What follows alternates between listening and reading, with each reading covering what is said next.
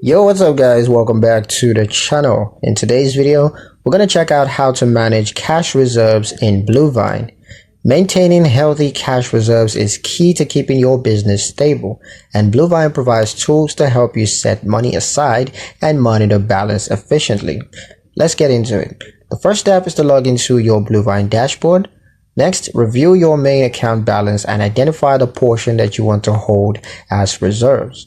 Create a sub-account or envelope if enabled on your account and just label it for reserves or savings. Next, transfer the chosen amount into the sub-account. You can make this a recurring transfer for a weekly, bi-weekly, or monthly frequency just to automate savings.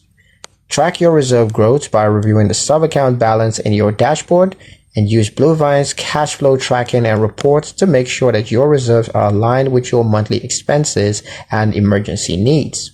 By separating cash reserves for your operational funds, you ensure better financial discipline and, of course, peace of mind. And that's pretty much it for the video, guys. Hope you liked it. Hope you found the information here useful enough. If you did, like, share, and subscribe for more helpful tutorials. Thank you guys for watching, and I'll see you in the next one.